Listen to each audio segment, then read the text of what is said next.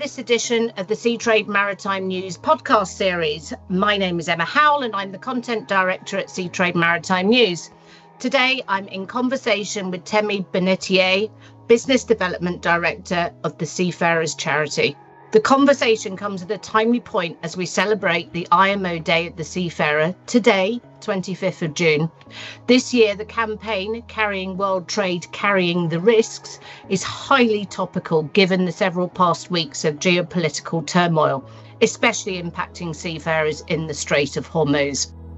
So let's get into conversation. Welcome, Temi, today. Hi, Emma. Thank you. So the vision of the Seafarers Charity is to create a world where seafarers and their families are valued and free of need and disadvantage. Founded in 1917, well over 100 years ago, that's important work that's been undertaken. So let's find out where we are today. Temi, we started talking about this before I started recording, but tell me more about the charity. It's fascinating when we go into who the patron is and how this started. So we started off in 1917 as King George's Fund for Sailors. And by virtue of the name, it was the origins start from King George V.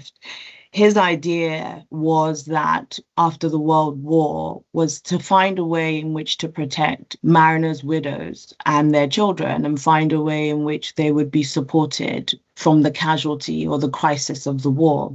And as a result of that, developed a pension fund, which we have morphed and, pivoted and developed into what we are today. Some people may remember us as Seafarers UK, which is what we were known as after King George's Fund for Sailors. And now, as the name says, we are the Seafarers Charity. Simply put, we are a fundraising grant funder. I describe us as the bank of mum and dad. I think that's the easiest way in which to help the layman understand what it is that we do.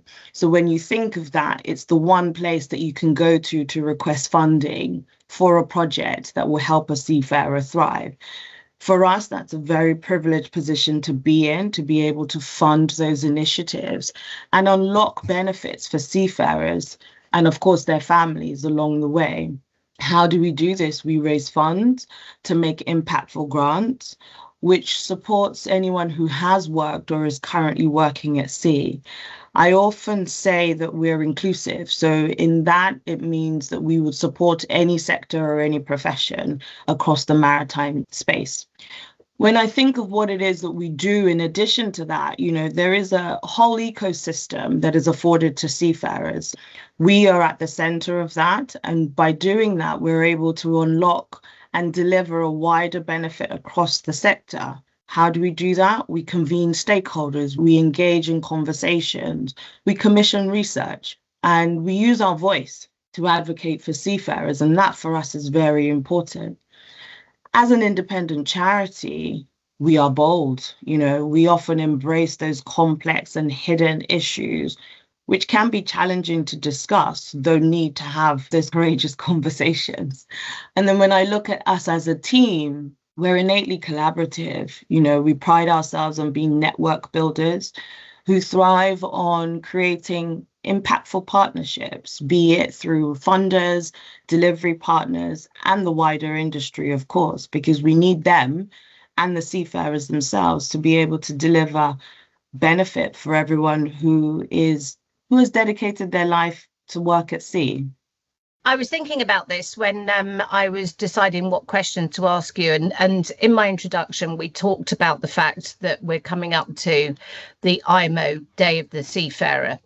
Now, that is meant as a celebration, but I've seen a growing call to protest against the celebrations, with seafarers themselves expressing concern that these annual themes, ceremonies and hashtags actually ring hollow when problems such as abandonment, restricted shore leave, stagnant wages, collateral casualties are still happening.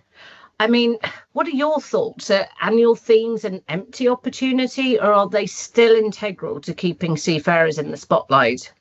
I'm all about visibility, and if you need that hashtag or a theme to allow people to focus on a particular point, then definitely words matter, and your words have to be backed with action. So it's where seafarers may say it's hollow, it's probably because there's no corresponding action taken as a result of the words that are being said, right? And Yeah. I think, where you have an opportunity to highlight and to put those men and women who are often unseen, that concept of out of sight, out of mind, I think definitely take it. I've been advocating for seafarers throughout my entire career, and each of us can use our voice to be able to make a difference, and even just to highlight that those people exist. Definitely, I think it's important for us to do that. I implore and I encourage everyone to tell everybody who's willing to listen to know that seafarers exist, they matter. It is important that they are seen, supported, and most importantly, safe whilst they're doing their work. If you're enjoying the Seatrade Maritime podcast, make sure you never miss an episode by subscribing on the app of your choice.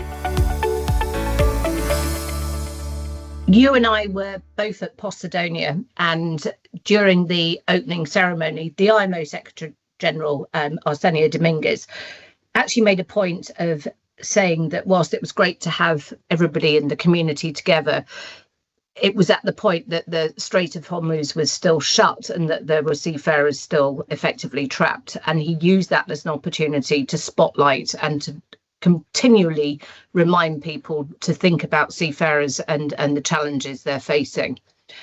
Let's go back to the Seafarers Charity. What has it done to support seafarers who are suffering from those challenges that we've highlighted? So we do a variety of things. I mean, in the initial aftermath, we often signpost services that we fund that can help seafarers who are facing the immediate crisis. So we fund two of them, which I'll mention. The Sailors Society, we funded their crisis response network for over 10 years, right? So we've been funding that prior to this crisis happening. We've published and distributed posters that allow for seafarers to know where to go to for help, right? It's important that you know how you can be assisted in that moment in time. The other initiative that we fund is ISWAN, and ISWAN have a 24-hour service line. I think it's called Seafarers Help, if my memory serves me correctly at this juncture. And again, that is also a resource that we know that seafarers, probably in the initial aftermath of the closure, were able to use. Beyond that, we've recently hosted a webinar in collaboration with OCIMF, which has been looking at ways in which practical well-being can be afforded to seafarers who are navigating that conflict and periods of uncertainty.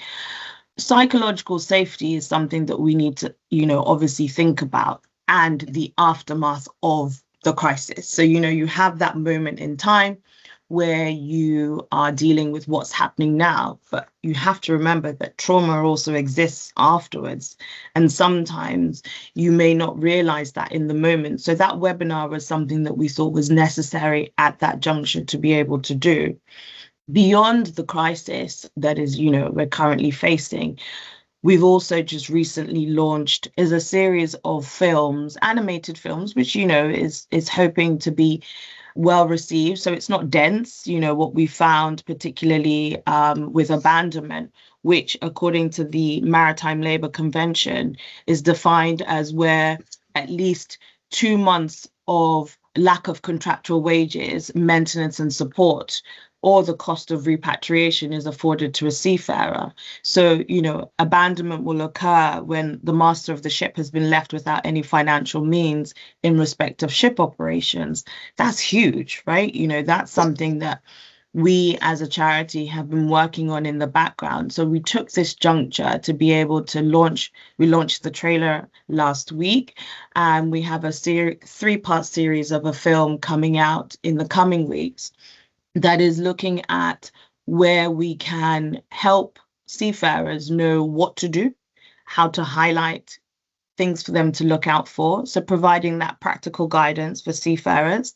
And, we've coined it smart seafaring, a safe return. The fact that they go to work and they're not sure that they're able to go back home to their friends and families, for me, is quite abysmal. So that's something that we've also done that, we hope the industry receives well, just to shine a light on that really horrible thing that's happening that shouldn't really be the case. And I think it's important at this juncture to remember not only are the seafarers themselves suffering, but so are their families. And that level of communication, especially in abandonment cases when internet is almost certainly taken away from them, it's supporting families too, isn't it? Yeah, 100%. At the Seafarers Charity, we believe that support is holistic, understanding that for us, family life and community is part of a rich life, and it's a key component of protecting seafarers and their well-being. So where for us, we are able to provide funding that affords for that wider ecosystem and support to the seafarer, it's something that we would definitely put our hand and our money towards. You mentioned at the start of our conversation that you used to be known as a UK charity, but of course that's not the case now, is it? You're helping seafarers no matter where they are in the world.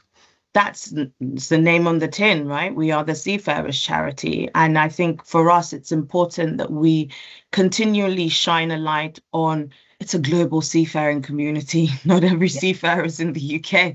And when we look at our delivery partners, i.e. those charities who are on the front line and are dealing with seafarers on a day-to-day basis, we do fund projects that take, assistance and support to seafarers where they are and where the need is greatest. I was reading in your latest newsletter, actually, that you've announced a new research initiative led by World Maritime University in collaboration with TK Foundation and ITF Seafarers Trust to explore how international protections for seafarers are implemented and to better understand the impact of seafarer abandonment on those affected. Can you tell us more about that, please?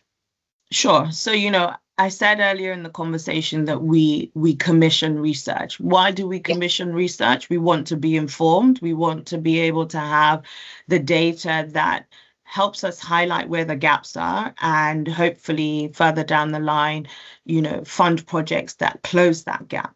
So this research is aimed at identifying gaps in enforcement. So when you look at the abandonment landscape, you have multiple stakeholders from port state controls to flag states to obviously the ship owner. It's a very complex web of participants. So this research is aimed at identifying the gaps in enforcement, understanding the lived experience of those abandoned seafarers, and ultimately to provide evidence-based recommendations for meaningful reform. So, where we are able to examine how protections are implemented in practice and look at how we amplify the experiences of the affected seafarers, we are hopeful that this will bring about some meaningful reform or drive the conversation towards that. Again, thinking of that concept of words matter, but actions are really, the pinpoint of where things start making a difference. We're hopeful that this is something that will drive towards that meaningful reform. Solving, to put a very loose and simplistic term on it, the abandonment crisis is a matter of justice and human dignity. Imagine you going to work and not knowing that you're going to get paid. It's a human right. You have a contractual obligation to pay someone and not leave them in the middle of the ocean. So, for us, it is also essential to look into this so that we can assist and help with the sustainable global supply chain. That's the ultimate goal, but we have to do that because it is dependent on protecting and respecting that maritime workforce who are often forgotten. And actually on that point, June is also Pride Month. Can you tell us a little bit about how the charity supports equity, diversity and inclusion so that seafarers and everybody in the industry is felt respected, supported and safe to be themselves? The Seafarers Charity we call ourselves an EDI leader. We're at the forefront of moving that along. I'll share a bit about what we do internally. You know, when I look at our team, we're incredibly diverse. We educate our team and our colleagues on what to do in different circumstances, because the world is so diverse. I often say all fingers on our hands are not equal, and that's the beauty of it. Every single finger has a different length, but when you work together, it just really unlocks such a beautiful opportunity. In the maritime space, we fund initiatives and charities who are advocating for the protection and the encouragement of inclusive maritime workforce. I Exist Too being one of the charities that we fund, and they're the only ones that look after LGBTQ+A seafarers, and that for us is important. It's a signpost that we do believe that the maritime workforce benefits from the diversity. We as a charity have also put together a coming out toolkit, which is available on our website for anyone to download, from charities to individuals, to just find a way in which to have those courageous conversations.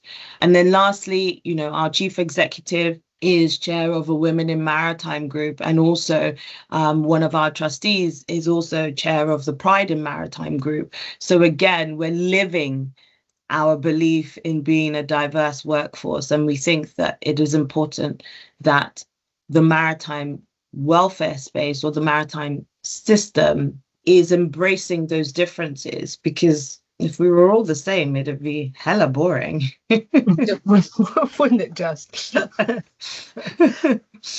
I'm hoping that our listeners are starting to think about how they can be involved with the Seafarers Charity, whether that's by donation or it is offering their time.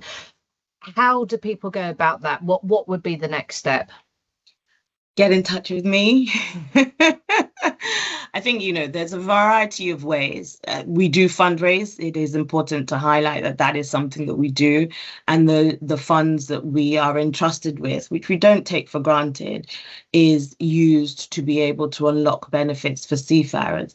We have challenge events. I'm in the throes of getting ready for our flagship challenge event, which is called the 24 Peaks Challenge, which is in the Lake District, UNESCO heritage site, I might add. And we gather maritime professionals from all walks of life and hike, right, for a long weekend. That is one opportunity. You know, I always have places at the London Marathon. So if you have the ambition of running the streets of London and you're not quite sure how to do it or where to go, come to me and I'll be able to solve that problem for you and make that dream come true. I believe in creating memories, and you'll be doing it for a good cause, right? You'll have fun with us. That's also a guarantee. We encourage industry partners, corporates, to get in touch and find opportunities where we can find alignment with their values and what is important to them, that we can partner together to be able to fund or even, you know, speak out about. So, for instance, we've just worked with the UK P&I Club. One of our delivery partners is a charity called Safer Waves. And over the last 3 years and another 3 years to come, they funded an opportunity to be able to move that charity from just being a home-based one-man shop to a fully fledged organization who is able to now look at how they can be financially sustainable. So again, thinking of where a corporate is willing to invest, I would say, provide seed funding that has a ripple effect or a catalytic effect. It's such a beautiful thing to see something grow from something so small into an organization. And where legacies are important to people, that's an opportunity to do that. Speaking of legacies, we do have people who leave us gifts in their will. It's a reality, you know, so that is something that will definitely encourage. But there's so many different ways, you know. Reach out to me and we'll have a wonderful conversation and find an alignment of where it works best for both parties. I believe in ease. I think it should be easy for you to be able to contribute and also have fun whilst you're doing it. That sounds amazing. And I'm hoping that many of our listeners use the opportunity to get hold of you. On a final note, seafarers and the community we work with have had a tough old time in recent years. We've had the pandemic. We've had the recent geopolitical challenges. We've had piracy problems. There's a series of black swan events which have muddied, quite literally, the waters in recent years. This has led to a shortage in people wanting to enter this profession and also be retained into this profession. What would you say to that? How can we change that? How can we put that message back out there that this is an industry that's never going to go away? 90% of global trade, as we know, is moved by the seafaring community. How do we make this an industry people want to come back into? My personal opinion, I've fallen in love with this industry, and I don't know how I'm going to fall out of love with it. And I've never been to sea. I think for me, it irks me when seafaring only gets into the news when something goes wrong. And that often is where people look at that. And if my son is only hearing about seafaring, unlikely because we talk about it all the time at home, but if a younger generation or the next generation is only looking at it or hearing about it when there's 20,000 seafarers are stranded and not able to get home, how on earth is that going to encourage somebody to want to go into the industry? Right? Exactly. Yeah. So, I'm very much a positive person. I do believe in optimistic realism of shining a light on the benefits of going to sea and the opportunities that it provides to you of a life at sea. Yes, there are challenges. There are also challenges with shore-based work, right? But where we are trying to advocate for a seafaring career, I really would hope that more people talk about it from a positive light, highlighting that there are challenges, but we are working towards trying to make it a better place. I honestly believe in a world where seafarers should thrive. You should be able to be fulfilled in what it is that you're doing, especially when you've answered that call to the sea. I say internally, seafaring is a vocation, right? You answer that call, but we have to be objective in sharing the realities of what that life at sea looks like. From a retention perspective, I think, I'm not a unionist, and I think, this is where potentially unions come into play in trying to create those environments where, seafarers are protected and the likes. I would say that, that ability to go ashore, you don't lose people as a result of challenges. Find a way to solve the problem. A mantra in my house is there is a solution to every problem. We just need to figure out what that is. So yeah, I think that would be my answer to that. No, that's great. And I think that is a good way to round down and round up and say thank you very much for your time today. Thank you for talking to us about the Seafarers Charity. I encourage our listeners to obviously reach out as you suggested and see how they can be involved. And thank you once again for your time today. Thank you, Emma, for the opportunity. I really appreciate you shining a light on what it is that we do. We are incredibly humbled that we are able to do this for seafarers, and we would love to do that with more people. Thank you for listening to the Seatrade Maritime podcast, and we look forward to joining you on our next episode.